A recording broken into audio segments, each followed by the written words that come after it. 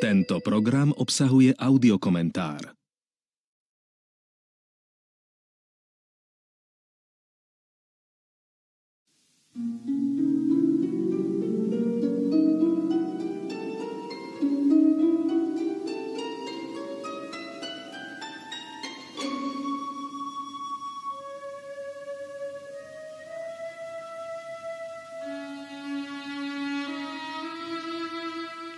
Bolo to pred miliónmi rokov.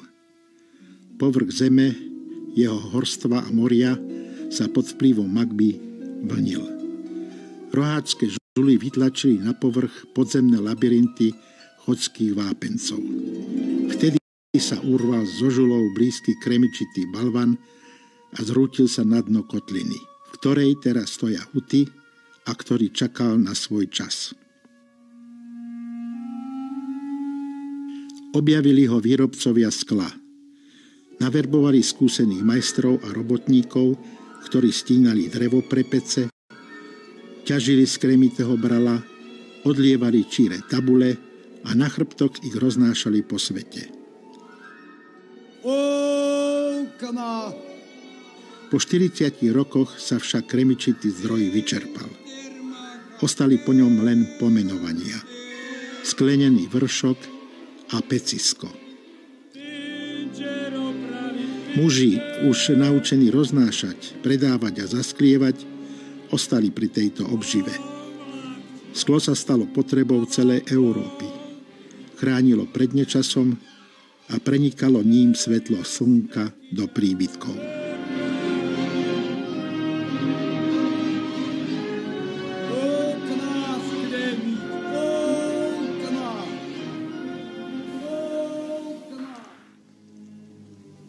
Návraty k tomu, čo sme videli a zažili, pomáhajú vytvárať predpoklady k tomu, aby sme správne vykladali aj súčasné javy. To je môj axiom. Prvé 10-ročie môjho detstva som prežil v Rabčiciach pod Babiou horou. Boli vyplnené otcovými polovačkami, rybačkami, spisovnou slovenčinou v škole, v rodine, v kostole a rabčickou gorálčinou medzi vrstovníkmi. Nebolo mi však ľahostajné ani to, čo sa deje v maminom rodisku v Slanici. Tá sa pripravovala na zatopenie. Všetkých pochytila rezignácia. Nič sa nestávalo, neopravovalo. No najpodstatnejšie sa mi vrili do pamäti 3 mesiace, počas ktorých stála fronta medzi Rabčicami a Lipnicou. Nedaleko školy, kde sme bývali, boli zakopané 4 maďarské kanóny a tie strieľali deň-noc. V izbe, kde sme spávali, kde bola stanica prvej pomoci, robili sa prvé zákroky, operácie a silne sa mi vrilo do pamäti aj evakuovanie v kabíne snežného pluhu, ktorý bol poháňaný dreveným uhlím.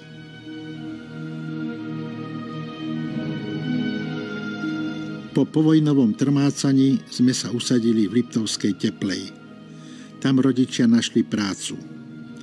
Zo schodov kaštieľa, kde sme v podnájme bývali štvrť storočia, bolo vidieť druhú dominantu Oravy, Choč. Viedla tadiaľ železnica, tiekol váh, cezeň bol most a pri ňom pľťovisko. V starobilom teplianskom kostole bola veľká Hanulová maľba.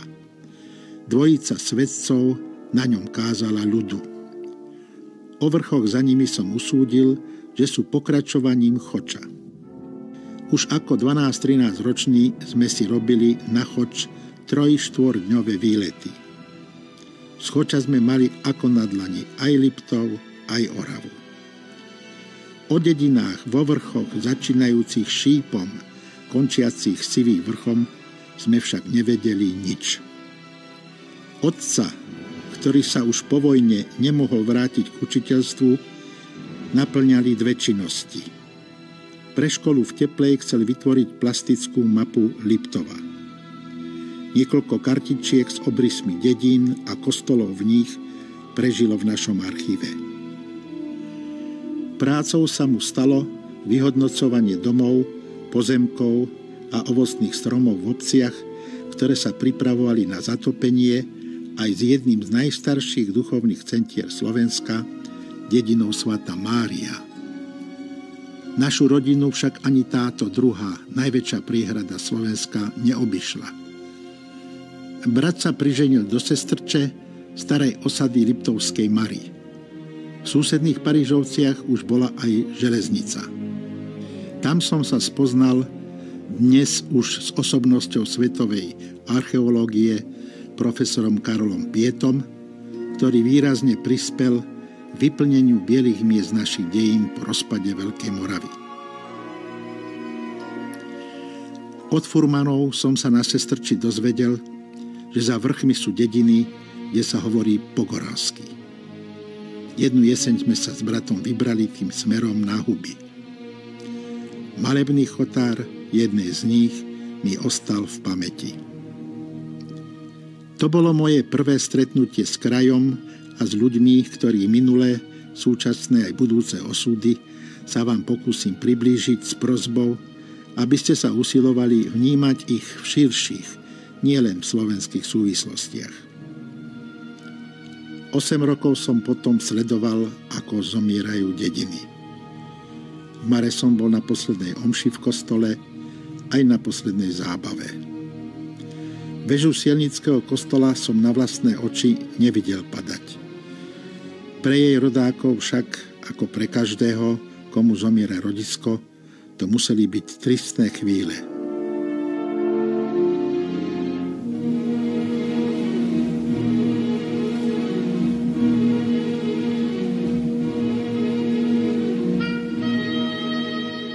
Hodnoverné stopy po pôvode a čase príchodu obyvateľov do kotlín za Chodské vrchy nie sú známe.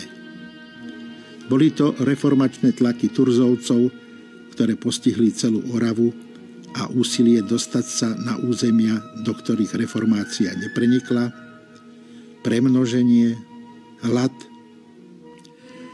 V rokoch, keď do kotlín prichádzali, už boli na juhu Chodských vrchov pevné cirkevné centra a kostoly.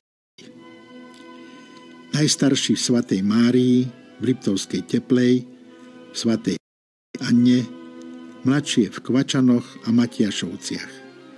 Tam všade žili zemianské rody, ktoré územia nového domova prisťahovalcov vlastnili. Rody Jóbovcov, Andaháziovcov a Dorníkovcov určovali základné pravidlá pre nájomcov.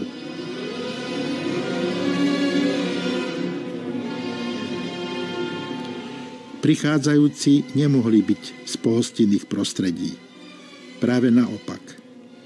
Tento predpoklad, odlúčenosť od centier Liptova a náročná dostupnosť susedných obcí umožňujú vysloviť ich približnú charakteristiku.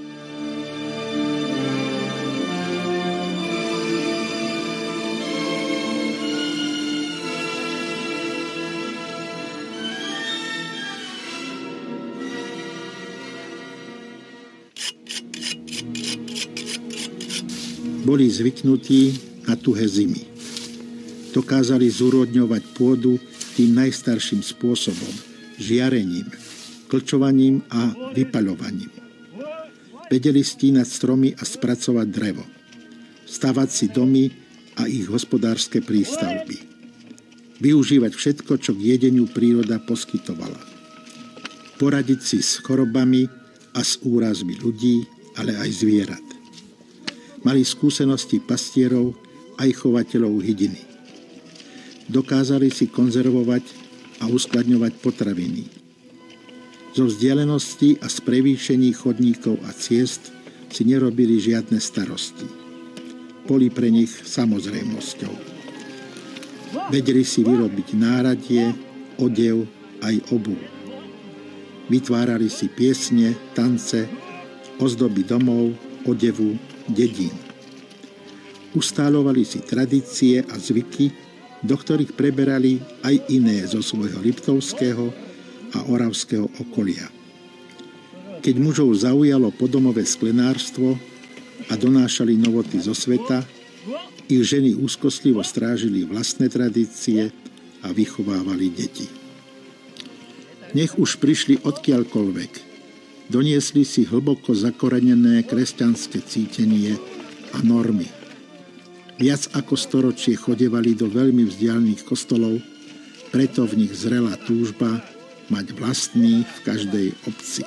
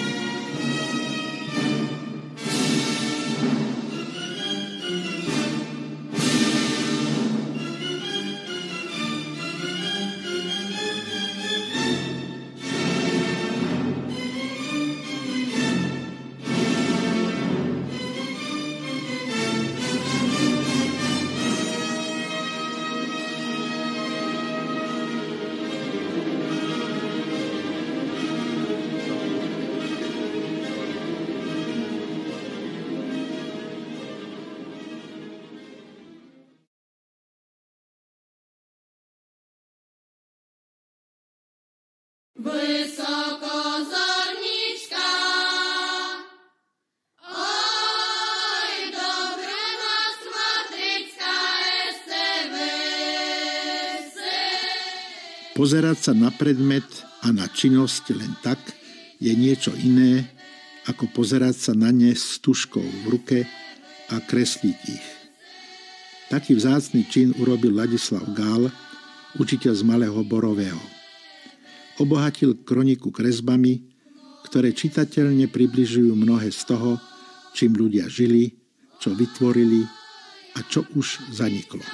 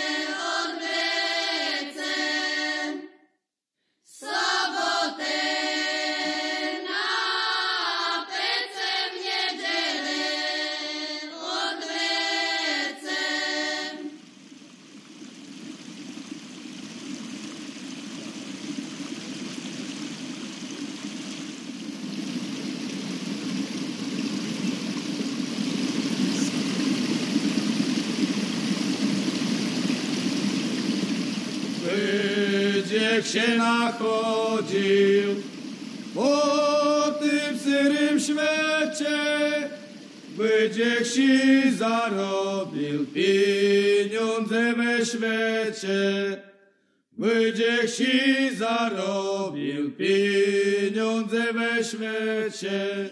Nosenie nákladov na chrbtoch bolo na celom Slovensku samozrejmosťou. V týchto troch dedinách určite. Które si po świecie wandrują, a baby się doma w pieniądzach radują, a baby się doma w pieniądzach radują. Na Malom Borovom je potok v hlbokej rokline, ktorá je aj veľkou zásobárňou skál. Z neho si ich mladí manželia museli po svadbe, ak chceli stavať, skaly nanosiť. Ženy nosili skaly aj na stavbu či dlažbu kostolov od vlaku z Parížoviec.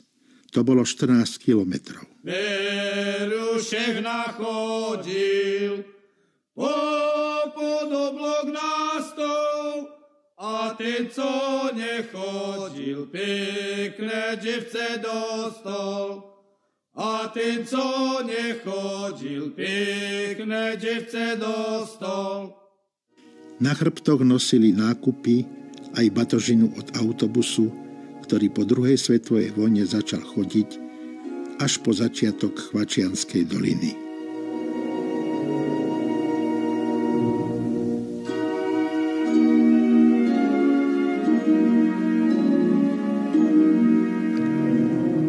Kým muži chodili po ďalekých dedinách a mestách, pešo a na bicykloch, ženám sa ušili len cesty na trhy do Mikuláša a do Ružomberka a občas pár razy do roka na púte, do Levoče, do Čenstochovej a na Staré hory. Dvořákovci, tiež jedni z prvých chalupárov na Borovom, pomohli identifikovať, v ktorom roku bola vyhotovená táto fotografia, na ktorej dve sestry pôvodom z Malého Borového nesú drevo ako prípravu na zimu. Boli sa ho oťať sekerkami, ktoré si nakoniec zaťali do kmeňov, aby im vyvažovalo náklad na krošňách. Staršia bola vydatá, mala deti už dávno preč, muž jej zahynul na Morave, utopil sa a mladšia, ktorá vyžadovala starostlivosť staršej, bola jej dobrou pomocničkou. Poznal som obidve tie ženy a videl som, koľko úsilia musia vynaložiť na to, aby samé pokoji dožili.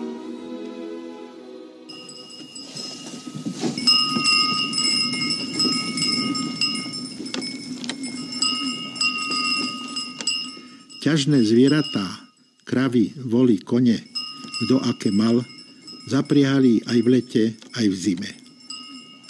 V núdzi, v chorobe, v nešťastí, keď bolo treba zaviesť chorého k lekárovi, sa nik, kto mal koňa, nezdráhal.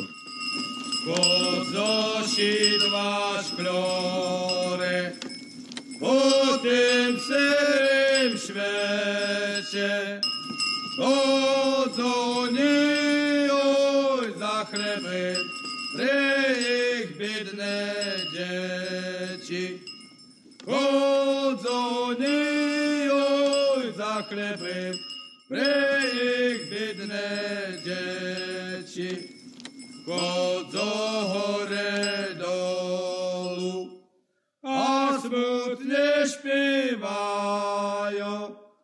Celda, co ich dzieci, celda, co jeż mają.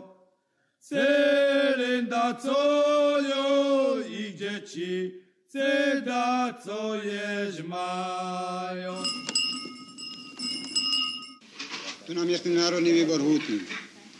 Prosím si staničku i hneď pod dolinou. Odkošte, odpíšte, te moje mačeri, ze nech me uzjoj necako na tak rok viešení. Ze nech me uzjoj necako na tak rok viešení.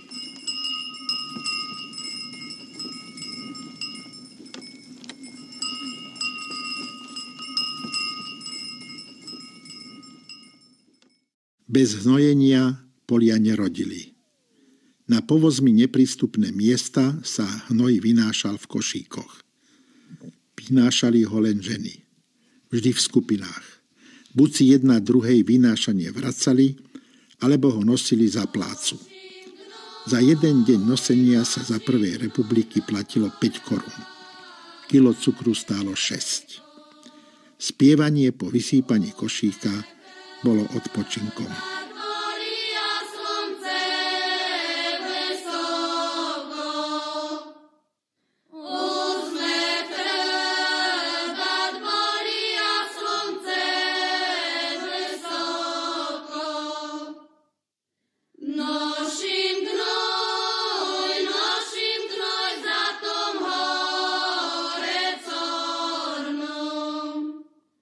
Slyší jo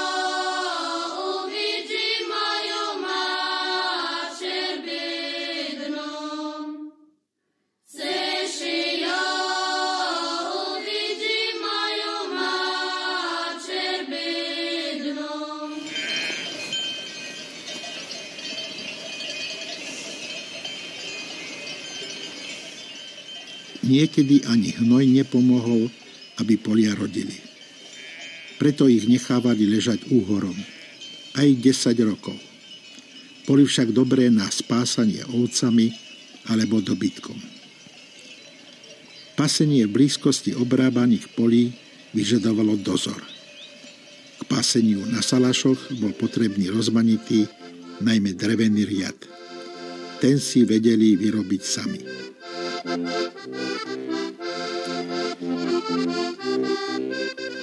Pastierstvo bolo prirodzeným doplnkom roľničenia, ale aj istou ozdobou duchovného života. Ísť na salaš po svoj diel syra bola u roľníka udalosť. Aj keď sa najviac chodievalo v nedeľu, mnohí chodili v bežné dni týždňa. Aj preto sa na salašoch udržiaval poriadok a čistota. Všetko, čo k salašu patrilo, bolo v harmónii s okolitou prírodou v každom čase. Každá návšteva salaša bola sviatkom pre obe strany.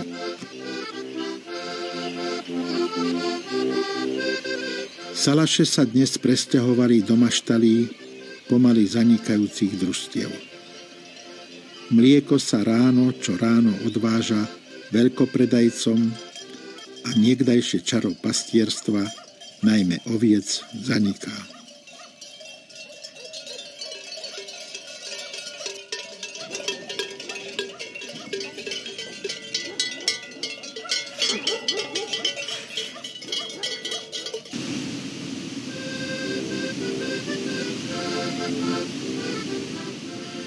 Pán farár Hatiar, rodák z Gombáša, prekročil obzor bežných kňazských povinností. Bol vynikajúcim včelárom a vynálezcom. 3 vynájdené úle a medomet predstavil na celouhorskom sneme včelárov. Potom ich aj knižne vydal. Jeho brožúrka bola asi prvým literárnym dielom, na titule ktorého bolo miesto vzniku. Veľké Borové, Uhry. Bol však aj nekompromisným bojovníkom proti alkoholizmu, ktorý zachvátil tieto 3 dediny natoľko, že už nechýbalo veľa a celé chotáre obci by boli vo vlastníctve krčmárov.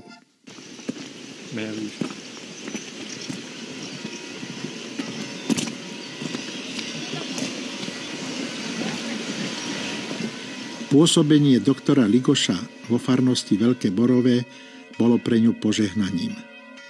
Režimoví lokaji vedeli o jeho výnimočnosti. Chceli ho mať v ústraní. Ligoš sa však v každom prostredí cítil dobre a správal zodpovedne. Po uvoľnení v roku 1968 sa stal kapitulárnym vikárom spišskej diecézy. Jednu z prvých birmoviek vykonal vo farnosti Veľké Borové. Takmer všetky tieto spievajúce ženy sobášil a v mnohom viedol práve doktor Ligoš. Dnes sú v týždni takmer jedinými účastníkmi svätých omší a pobožností. Čistia a skrášľujú kostol v duchu jeho usmernení len živými kvetmi. Po celý rok.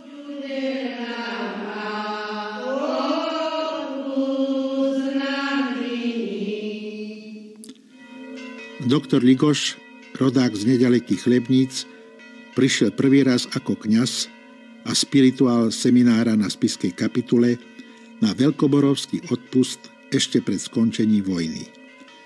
Mal kázeň, ktorej preukázal svoju kazateľskú múdrosť a predvídavosť. Drahí borovskí veriaci, bojíme sa o našu vlast, domovinu. Ustarostene sa pýtame, čo bude s našimi kostolmi, školami. Nebudú ich ničiť, zrovnávať so zemou? Nebudú váľať kríže a namiesto nich stavať nejaké iné znaky ako symboly našej spásy? Všade dookola počuť vražedné dunenie. Celý svet a najmä naša vlast, v ktorej už zúri front, je akoby na rozúrenom mori. Každý z nás cíti, má dojem, ako by sme sa už topili. Drahí veriaci borovskí, toto je teda odkaz vašich otcov pre dnešný sviatok. V kríži je spása. Viedol rodiny veľmi takej súdržnosti, ako rodiny navzájom. Veľmi odporúčal, keď bol odpust, aby sme sa navštívili rodiny, aby sme, keď prídu cudzi na odpust, že pridejte vody do polievky a zavolajte aj tých cudzích na ten obed. On nás k tomuto veľmi tiež povzbudzoval, takej pohostinnosti. Čo bolo hlavné, upevňovať, viesť k viere a tú vieru v nich upevňovať, žiť príkladným životom, aby tie deti nie z reči, že čo im budeme prikazovať, zakazovať, ale aby sme žili takým príkladným životom, že by tie deti si to so sebou odniesli a že by žili takým životom, ako treba. Spiritus Sanctus, ostendat Dominus faciens quam vobis et miseratur vestri.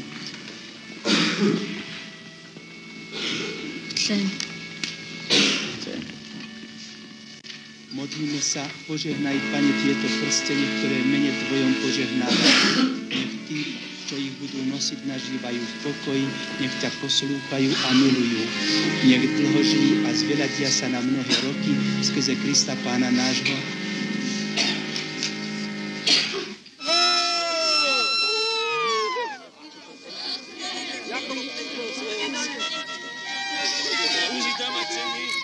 V čase pôsobenia doktora Ligoša došlo na Malom Borovom k ojedinelému počinu. Z rodinného domu sa v roku 1954 prestavbami a dostavbami vytvoril nový kostol. Odvtedy už veriaci nemuseli chodiť cez vrchy do kostolov susedných dedín vzdialených 5 kilometrov. Premena rodinného domu na chrám je vnímaná ako unikátna aj z európskeho hľadiska. Pán farár Ligoš nás viedol k takému kolektívnemu spievaniu, aby sme spievali tak pekne, jemno, aby sa nik neprekrikoval, že jeden tušie, druhý tak. A viedol nás aj k tomu, aby sme veľa spievali v poli. Že sa oživí okolie a dedina, ožije a všetko tak. Je možné, že to mal z rodiska, lebo tie chlebnice, to je taký spievavý národ. Kto zbožne spieva, dvakrát sa modlí. Lebo že ten spev sa naozaj nesie k Bohu a že tí ľudia, čo spievajú, že viac rozmýšľajú nad tou modlitbou, lebo dáva si aj pozor, ako spieva, aj spieva však. Takže veľmi bol za to, aby sa spievalo tak od srdca.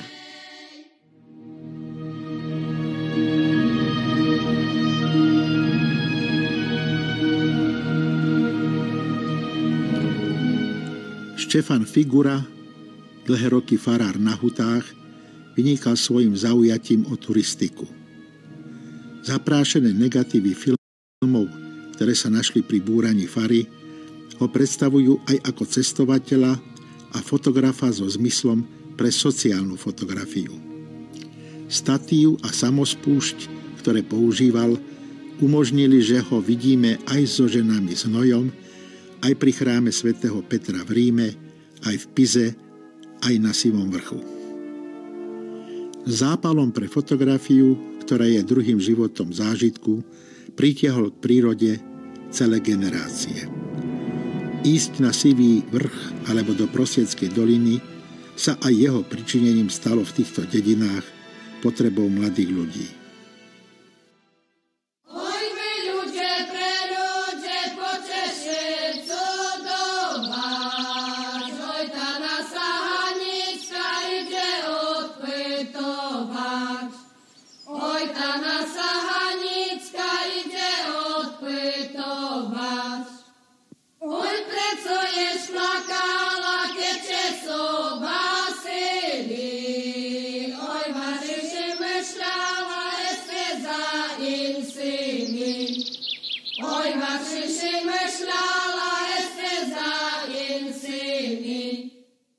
Bola to udalosť pre celé dediny. Tradície sa najdlhšie udržiavali v jedení a v oblečení žien. Muži už boli v mestskom oblečení, v akom chodili po sklárskych vandrovkách.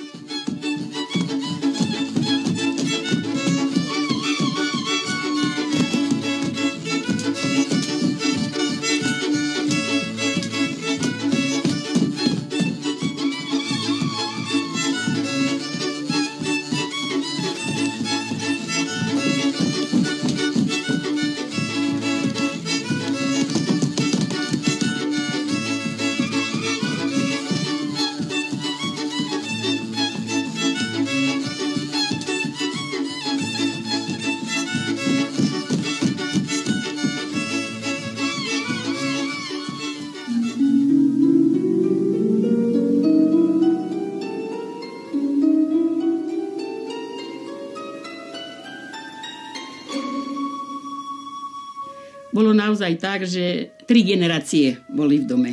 Starí rodičia a deti. A ako takým, tým vodítkom boli starí rodičia. Lebo títo už mali zaužívané všetko, aj aký poriadok, aj aký postup práce, aj všetko. Tí mladí, hoci boli už tiež dospelí, už mali deti, ale oni sa ako si podriadovali pokynom tých svojich rodičov. A tie deti to preberali, tie vnúčata, všetko od nich zase ďalej. Výchovu detí u nás mali v rukách ženy, matky. Lebo otcovia tí chodili na týždňovky, tí boli s tými deťmi len v sobotu, v nedeľu však. No. Aj to im tým deťom dobre padlo. Aj moje deti tie už vonku čakali, keď videli, že má prísť otec z týždňovky, čo sa tešili na ňo. A venoval sa im veľmi, hrával sa s nimi a tak. Ale cez týždeň to bolo v rukách matky. K tým starým ľuďom bola veľká úcta.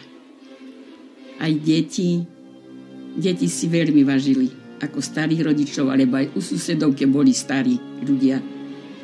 A viete čo, musím vám to povedať tak, že prenášalo sa to a prenieslo sa to aj do teraška. Je to pokračovanie s tým, ako to bolo možno u ich starých rodičov, u rodičov a pokračuje to ďalej. Pri takých nečakaných situáciách, keď sa niečo také mimoriadne vyskytlo, tak u nás boli ľudia veľmi, veľmi na pomoci. Veľmi. Napríklad uhynula krava. Tak ľudia z celej dediny, to sa nenašiel dom, madam, že by nešli po tom mäso. Či kúpil kilo, podľa toho, ako mal na to tiež. Ktorý mal celkom slabú peňaženku, ako sa povie, tak kúpil si len kilo. Ale kúpil. Kto mal viac, kúpil 2-3 kila, aby tak pomohol gazdovi tú škodu. Ako. Keď bolo treba napríklad upraviť, že zhorela strecha celkom, tak ľudia aj zbierku spravili sami, bez toho, aby toto žiadal. Sami sa ľudia dohodli. Aj chlapi, ktorí boli schopní práce taký, že nie už dáky starky, tak tí všetci išli pomáhať, aby to čím skôr bolo opravené.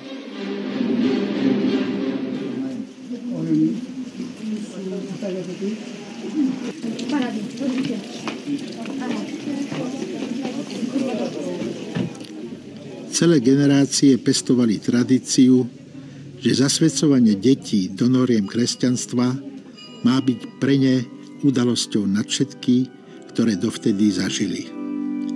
Nezmenila to ani súčasnosť.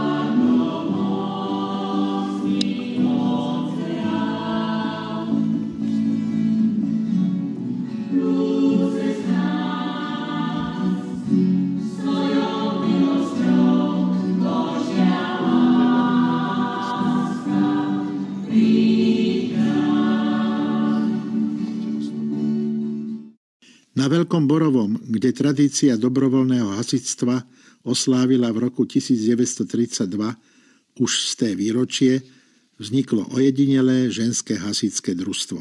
No tak sme sa poprihlasovali, tak vzniknul ženský tento hasičský zbor. Ja som bola ako strojnička, no. Čo sme takto aj hasili, sme u Pratkača sme hasili, keď horelo. A potom som ešte bola naposledy u Gregora, no ale už potom už som mala decko a už ma tiež nechcel pustiť takto, no keď horelo už. Autorita učiteľov bola prirodzená. Preto sa im darilo šíriť osvetu aj medzi dospelými. Boli iniciátormi kurzov, ktorými sa ženy usilovali mať kontakt s dianím vo svete. K významným činom doktora Ligoša patrilo aj založenie dychovej hudby. Oživila dedinu, čo však bolo dôležitejšie, cez soboty a nedele zamestnala chlapov a odputala ich od vysedávania v krčme. Keď ja zaspievam za dúbkom nogami, Vypočne aj ze gorami, vypočne aj ze gorami. V bežnom živote sa začali tradície vytrácať v druhej polovici 20. storočia. Súbežne však začalo ich uplatňovanie a šírenie v rozhlase, v televízii a na festivaloch.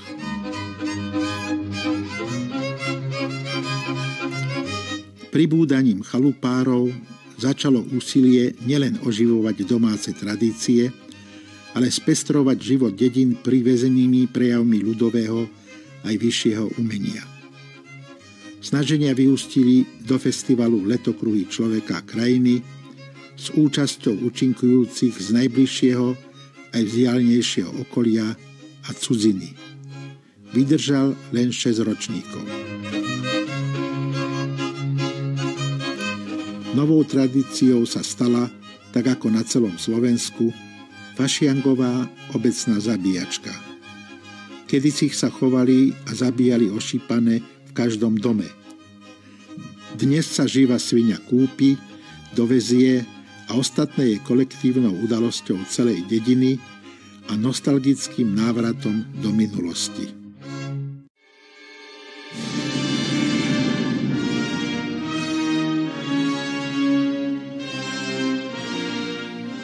Neznáme sú roky vzniku ciest, ktorými sa usilovali ľudia predrať na Liptov. Do miest, k pltiam, neskôr k železnici. Veľkoborovania chodievali najprv cestou po západnej strane Kvačianky, po bokoch Hrádkovej. Viedla až popod jej vrchol a mala veľké strminy. Úťania chodievali najprv cestou cez Holicu. Tá sa vyštverala ešte vyššie ako dnešná asfaltová. Neskôr však začali používať cestu po východnej strane Kvačianky. Z dola cez hladkú skalku okolo Roháča. V 30. rokoch začali budovať odhúd aj cestu v tesnej blízkosti rieky. Sily aj peniaze im stačili na 1 kilometer cesty po oblazi. Prišla druhá svetová vojna. Odtedy musela stačiť len tá cez Roháč. Jánošiková hlava mlčky sleduje, ako sa pomaly táto rozpadáva. Svoj podiel má na tom príroda a takisto ľudia svojou bezohľadnosťou pri ťažbe dreva.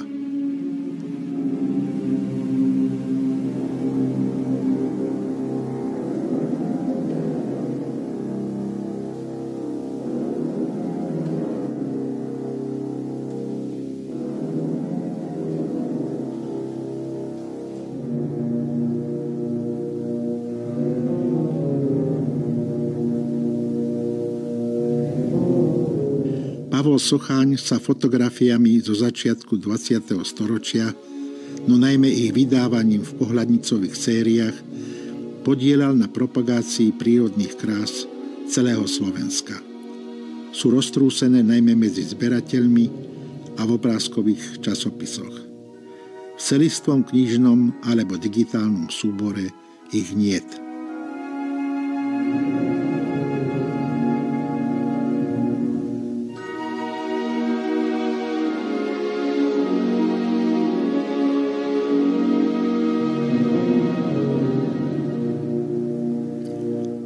Záchranný archeologický výskum, vyvolaný stavbou sypanej hrádze priehrady Liptovská Mara, pritiahol na Liptov aj profesora Karola Pietu. Nehľadal a nebádal len na Havránku, tesnej blízkosti hrádze. Jeho pozornosti neušiel ani Hrádok, strážca nad Prosieckou, a Hrádková, tyčiaca sa nad Kvačianskou dolinou. Vďaka nálezom na brale Hrádok sa potvrdilo, že územie severne od Váhu patrilo v čase Veľkej Moravy do jej teritoria. Nebola to krajina Poľanov, ako sa to ešte stále uvádza aj v odbornej literatúre. Na Hrádkovej aj nad Kvačianskou dolinou bolo osídlenie. Výskumy profesora Pietu slúžili k vytvoreniu jeho kreslených rekonštrukcií týchto hradísk.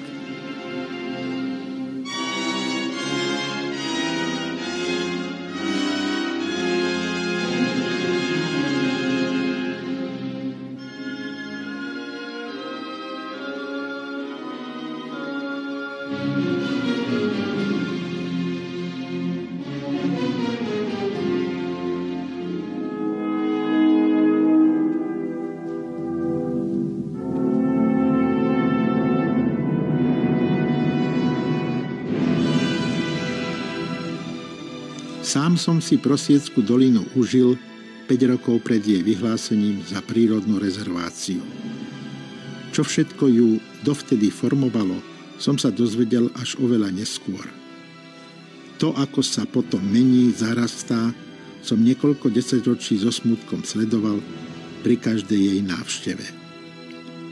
V tom čase nakrúcané hrané filmy podávajú o tom svedectvo.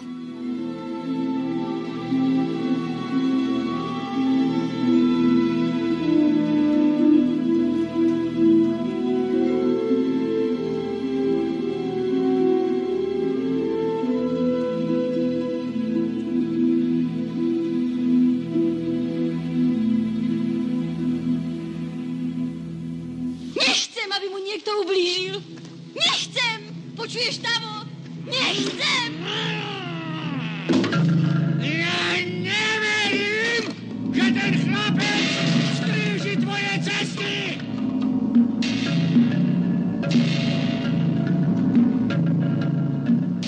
Neskríži. Podobné premeny vzhľadu sa udiali aj v Slovenskom raji, v Blatnickej a v Gaďarskej doline, na Sulovských skalách.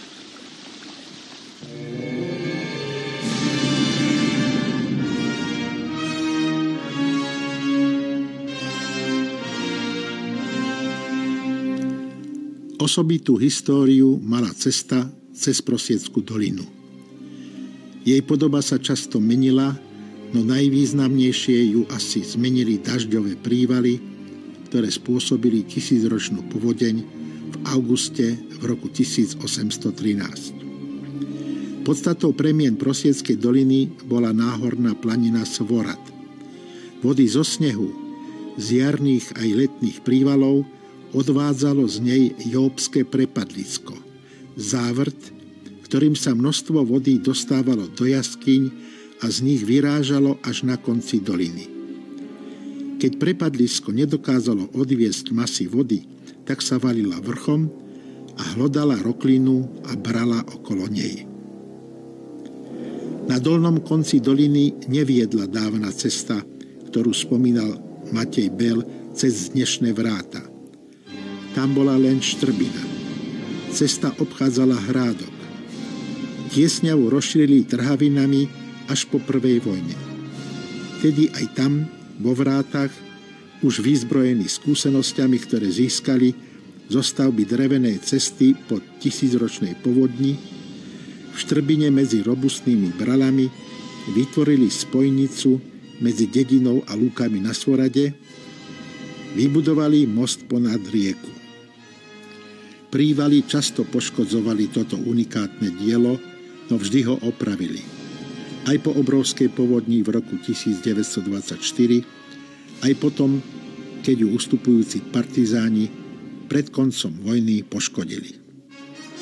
Povodeň, ktorá sa cez dolinu prevalila v roku 1947, však už s cestou skoncovala navždy.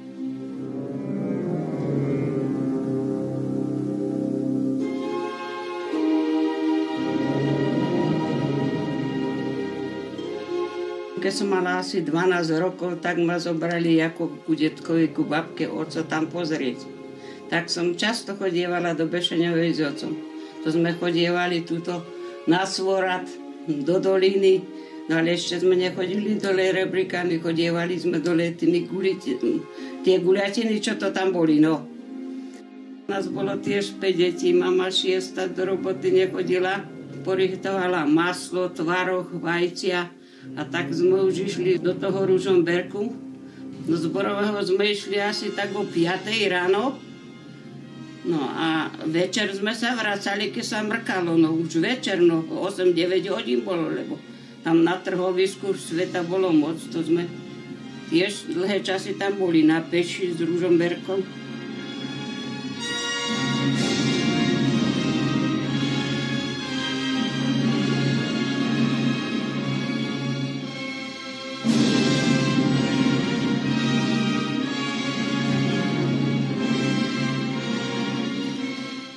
Ešte jedna dávna cesta viedla na Liptov, cez Svorad a Svatánsku dolinu do Svatej Anny. Pred 3 storočiami patrili do jej farnosti. Ich vtedajší kostol je už tiež v ruinách.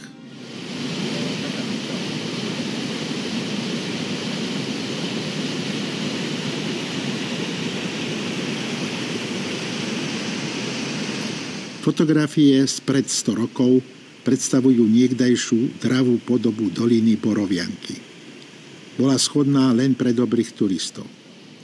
Veľkoborovania sa k mlynom dostávali strmou cestou popod Čiernu horu. K budovaniu novej cesty sa pribrali tesne pred vojnou a počas nej ju dokončili. Bolo to odľahčenie pre celú dedinu.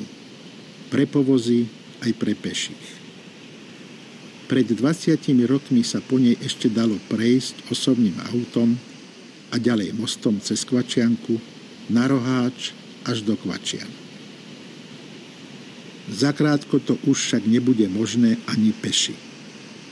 Zavalujú ju skaly a oporné múry sa zosúvajú do jej hlbokého kaňónu. Na brale nazvanom Podskokom postavili niekdajší budovatelia cesty betónový dvojkríž. Rokmi sa však rozdrolil a padol. Jeho torzo a fotografie pomohli vyrobiť a osadiť na bralo nový dvojkríž. Slávnosť jeho odhalenia bola aj prejavom úcty k tvorcom cesty, dnes očarujúcej prúdy turistov.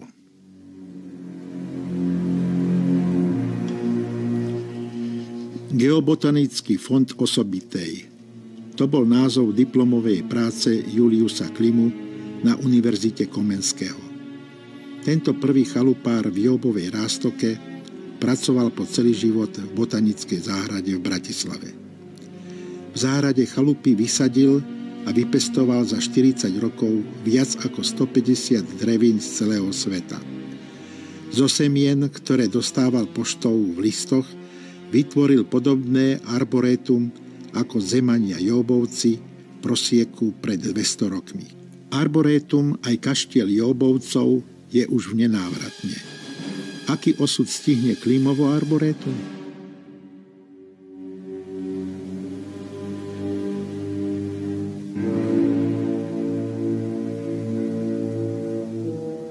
S Václavom Dvořákom som sa spoznal ešte v bratislavskej televízii. Po prepustení zo služieb v školstve v Čechách, lebo podpísal 2000 slov, sa prihlásil ako rekvizitár a zakrátko patril medzi najlepších. V 70.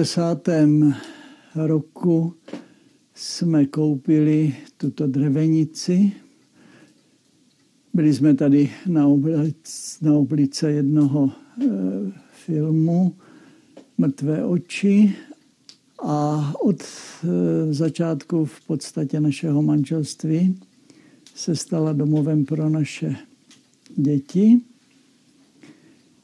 které postupně si tento kraj zamilovali. Ta nejmladší, ta má dneska 21, se už nemůže dočkat, až skončíš zkouškové období a ona bude moct být tady s námi. My jsme zde velmi spokojení a už samozřejmě oba jsme v důchodu. A je to završení vlastně toho lidského snažení a lidského života. Zánikom rolníctva nezanikla pôda. Teraz už skoro všetká premenená na lúky. Lúky však treba kosiť alebo spásať. Mnohí hľadajú riešenia. Potok teraz je, by som povedal, čistý. Pred takými 10 rokmi, keď sme kúpili chalupu, v lete som išiel pokosiť trávu, že deti sa budú kúpať v potoku a zrazu decko prišlo, rozrezaná päta a pozerám smetisko. Som potom začal čistiť, no a potom aj domáci, čo tu boli starší ľudia, povedali, že pri potoku boli močidlá, no, že tam sa močí lán, no, a potom sme začali postupne vyťahovať. Boli tam stále staré bicykle, staré vozy, kopec smetia, máme z toho aj fotky. No a toto je posledný stav, už jak to funguje, jak to bolo kedysi, možno pred 50 rokmi.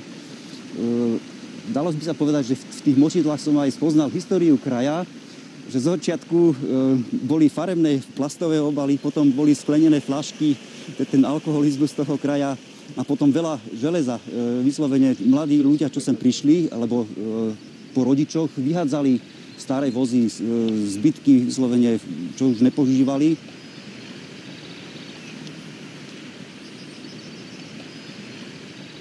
Na hornom konci zomrel starý gazda, tak po ňom som odkúpil 5 oviec. No a v tom roku som aj pokupoval kozičky. Na hutách tiež jeden gazda tiež už nevládal, tak mi predal starú kozu aj s 2 kozičkami, takže tak som začal túto gazdovať. No a potom som zistila, že viacej ľudí by to bavilo, ale je problém celoročne to udržať. Tak teraz som ovce už musel dať dojné na saláš, aby oni dojili, lebo na mňa to bolo veľa. Takže to je teraz realita tohto kraja.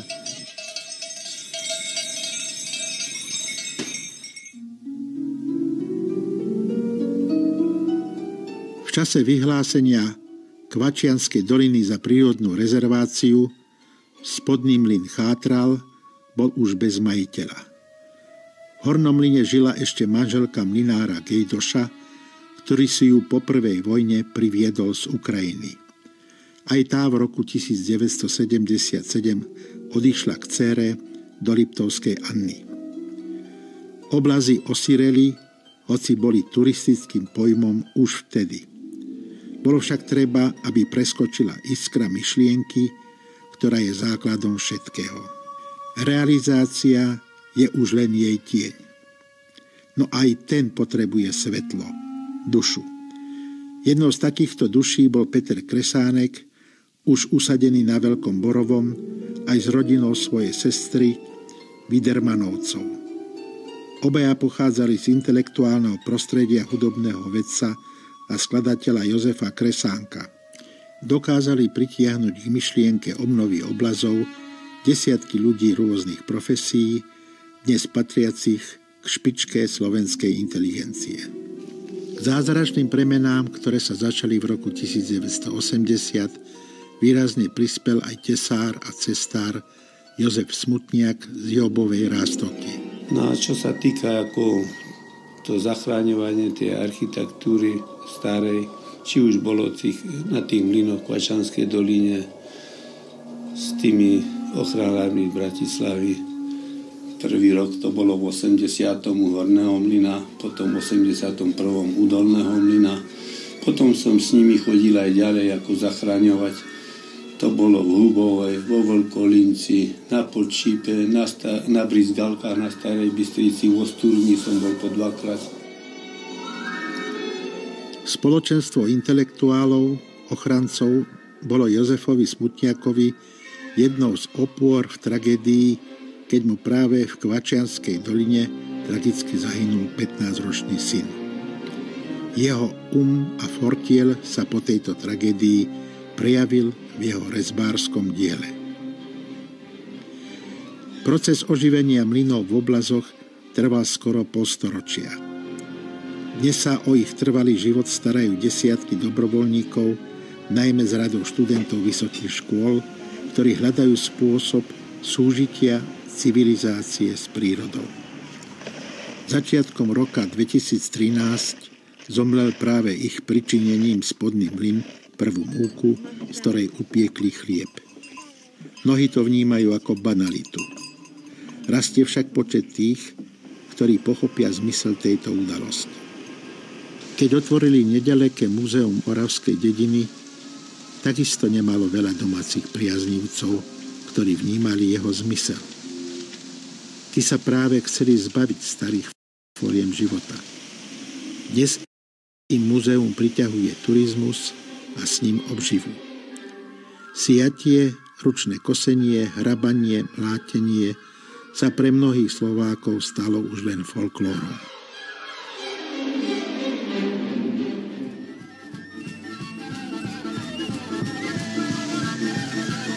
Oblazy dokážu fascinovať bez toho, aby človek spoznal ich minulosť, vzťah k životu v obciach v ich blízkosti, aj ich zmrtvých stanie.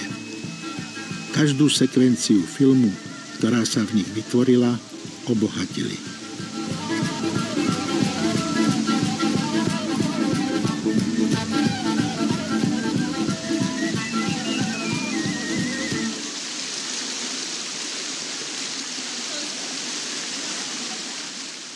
Filmová tvorba sprístupňuje prírodné danosti krajiny. Pomáha nimi vytvárať kultúrne vedomie. To by malo viesť k hľadaniu súladu s týmto poslaním umenia a s princípmi ochrany prírody.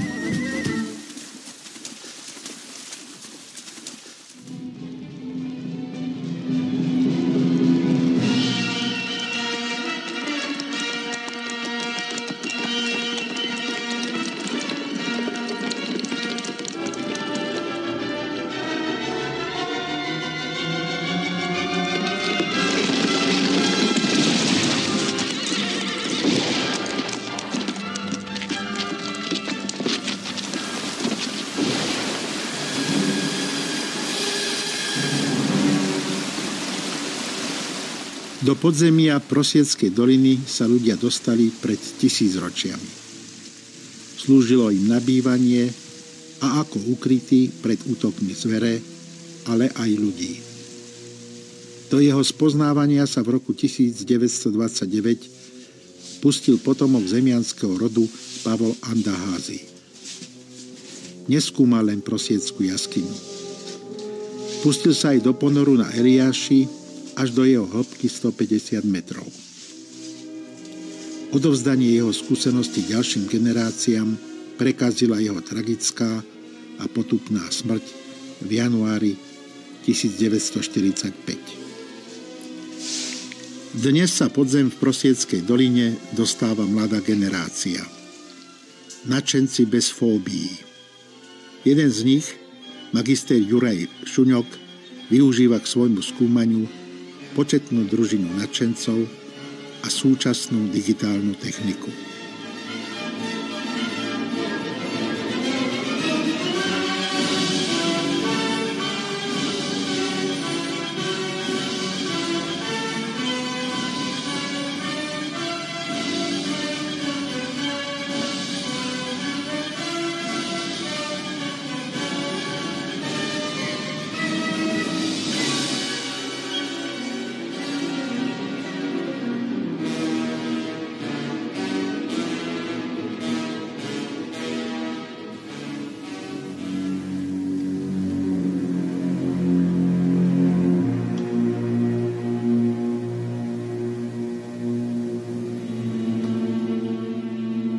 Túto veľkú priestrannú školu vybudovali najmä dvaja Sálusovci.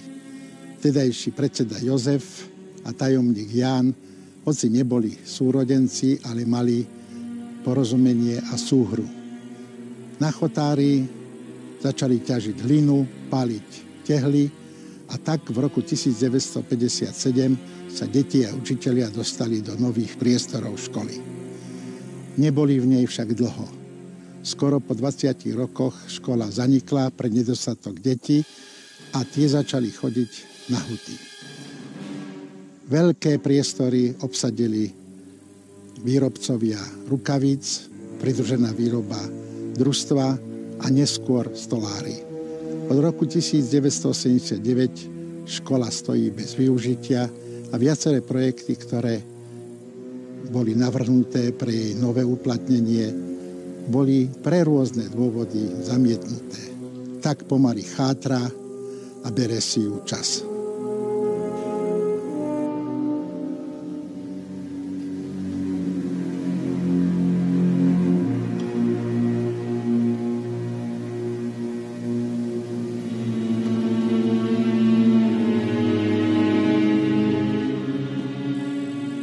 Dávne prívalové vody naplavili na dolný koniec Veľkého Borového úrodnú zem.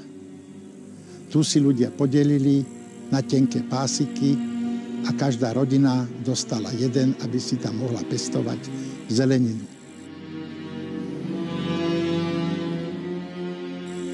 Pred 20 ročiami však už tieto pásiky začali pustnúť. Zaplienila ich burina. V súčasnosti už sa neobrába ani jeden z týchto pásikov na hradách.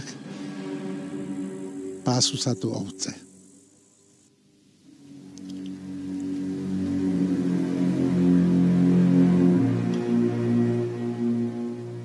Posledný, celý život bez prestávky gazdujúci 82-ročný roľník z Veľkého Borového. On a jeho posledný ťažný kôň v dedine. Ide na voze vyviezť zvyšok hnoja, ktorý už ním obrábané polia a malé záhradky susedov nepotrebujú. Už 3. rok ho vyváža na hrby. Tie po 2 mesiacoch zarastú a sú z nich zelené mohyly. Hnoj, kedysi pre polia vzácnosť, sa stal nepotrebným blatom.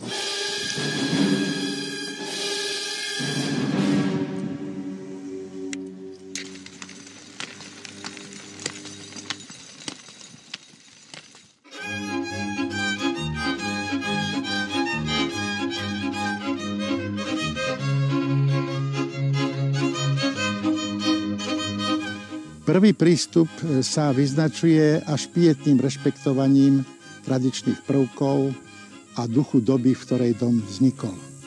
Obyčajne odstraňuje hospodárske časti domu a keď upravuje podkrovie, tak veľmi citlivo. Obyčajne strecha býva pokrytá šindlom a všetko vyzerá tak, ako keby to bolo bývalo postavené pred niekoľkými desaťročiami. Druhý prístup tiež upravuje dom v duchu pôvodného vzhľadu, no do hospodárskych častí umiestňuje sociálnu vybavenosť súčasného štandardu.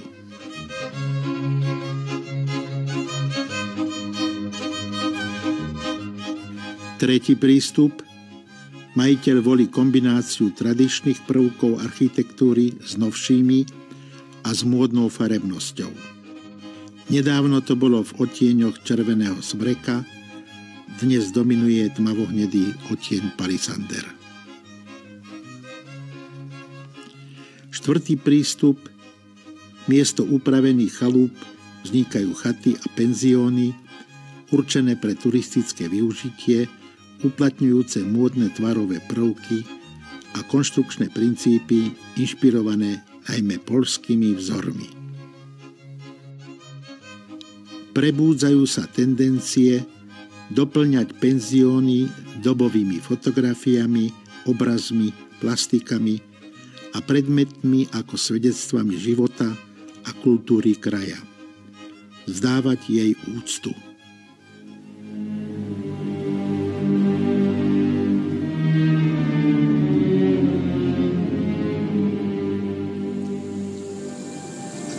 Zaniká všetko, čo formovalo našu kultúru.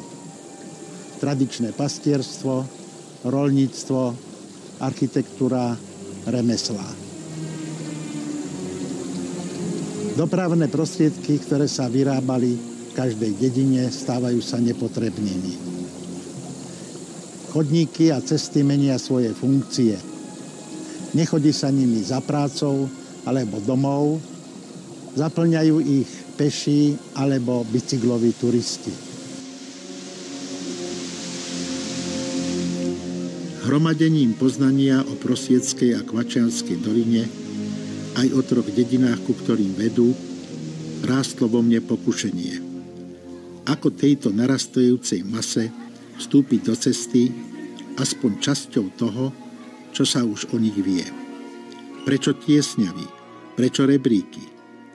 Do týchto úvah výrazne vstúpil aj historik Kutník Šmálov tým, že planinu Svorat spojil so životom benediktínov pred 1000 rokmi. Jedného dňa prišiel za mnou syn dávneho priateľa so zámerom vydať o Prosvietskej knihu. Pri hľadaní obsahu knihy sa zrodil koncept celistvejšieho projektu, ktorý sme nazvali Svoradov okruh. Oslovil a zaujal mnohých.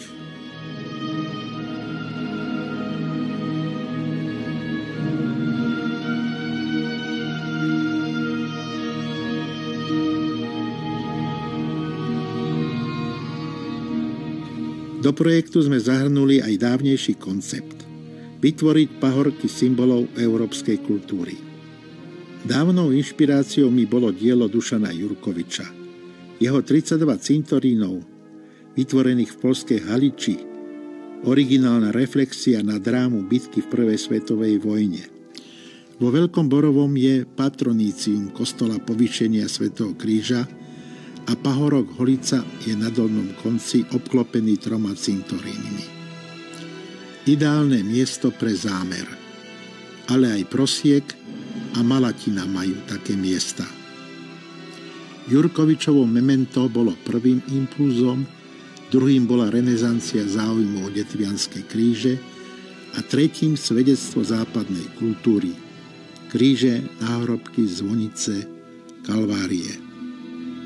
3 impulzy sa zliali do myšlienky vybudovať múzeum týchto symbolov európskej kultúry v prírode a nimi vstúpiť turistom do cesty. Cieľom celého Svoradovho okruhu je pomôcť ľuďom pri pohybe v prírode, aby spolu s potomstvom spoznávali genézu premien krajiny, jej dávnych drám a života človeka v nej. Uvedomovať si nepredvídateľnú silu vody a ostatných prírodných živlov.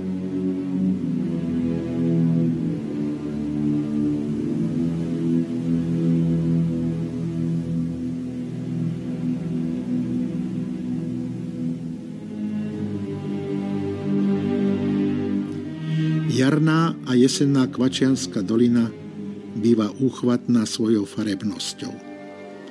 Prečo taká nie je Prosvietská?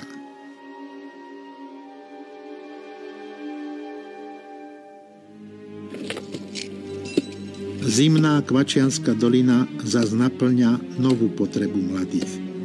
Vybudiť v sebe adrenalín, do krajnosti aj ľadolezením.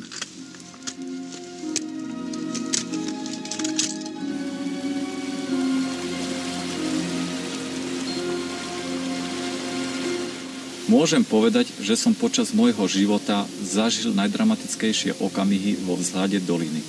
Pamätám si ju s holými horskými úbočiami, vytrčajúcimi bralami a s neopakovateľnými výhľadmi. Doplnené to bolo vôňou tráv, bylín a šumom chrobače. Keď sa dnes pozriem na tento kút zeme, nič z toho, čo som si pamätal, tu už nie je. Je tu nový smrekový les, ktorý tu v minulosti nikdy nebol a ten skryl a vyhubil skoro všetko.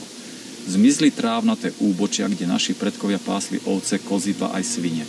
Zmizlo mnoho chrobače, motýlov, kvetov a hlavne už neexistujú výhľady, ktoré tu pretrvávali hádam viac ako 1000 rokov. Pri pohľade na tento nový les je mi veľmi smutno, že už tú krásu nikdy neukážem svojim deťom, priateľom a známym. Tento smútok necítim len ja, ale všetci ľudia znajúci tieto zašlé časy. Ale asi tak to má byť. Život prináša zmeny a jednu veľkú zmenu som prežil aj ja.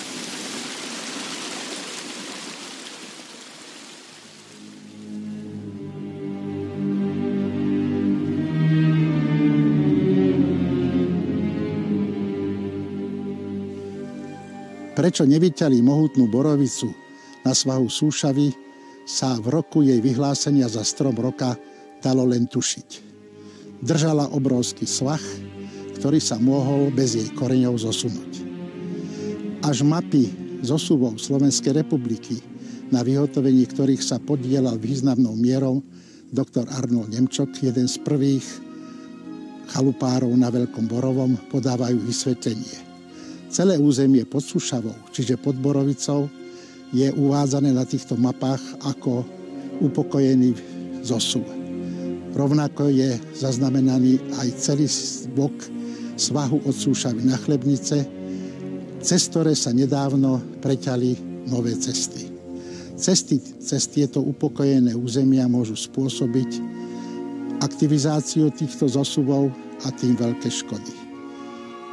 Ľudia to kedysi vedeli a preto Borovicu nechali dorásť do jej mohutnosti.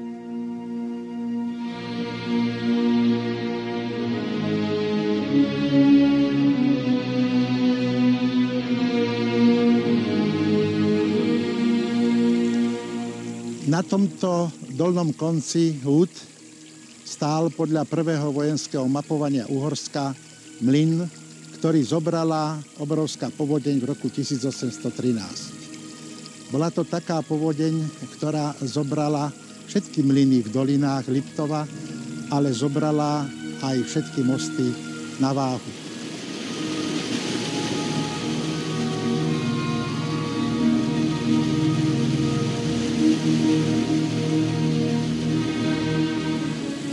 Bolo to také množstvo vody, že sa z planiny Svorad prevalilo podzemím až na Havránok a tam vytrhlo kus stráne, ktorá zasypala celú obec Vlašky. Keď sa bagroval základ pre priehradu Liptovská Mara, bagristi hľadali podložie pre stavbu novej sypanej hrádze, kopali až do hĺbky 14 metrov, kde sa dostali na rastlý terén a v ňom objavili bronzové pamiatky. Na hornom konci Prosieckej doliny sa prívalmi týchto vôd zosunuli dve bralá, ktoré uzavreli stáročnú cestu. Prosečenia chvíľku váhali, ale potom sa pustili do stavby novej unikátnej cesty, ktorú vklienili medzi dva bralá ako most, ktorým chodili na planinu Svorad na svoje lúky.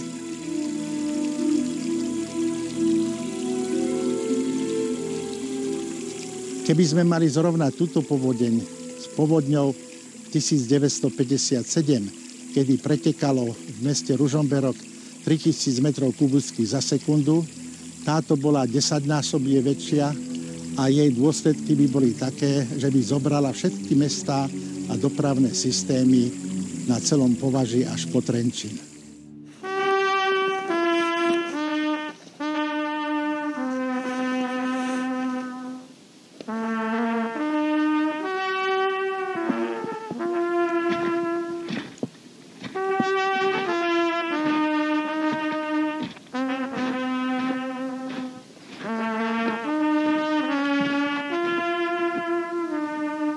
Jozefa Smutniaka, ako aj iných odchádzajúcich, prišli vyprevadiť najbližší. A ako vždy aj posledný trubkár Ligošovej dychovky. Zanechal zreteľné stopy na cestách v Kvačianskej doline, na mlynoch v Oblazoch a v rezbárskom diele, ktoré začal tvoriť po tragickej smrti syna práve v Kvačianke. Aj ľudové umenie môže zanechať zrozumiteľné svedectvo o spoločenstve, ktoré svoje rodiská pomaly, ale navždy opúšťa, aby do nich preniklo nové.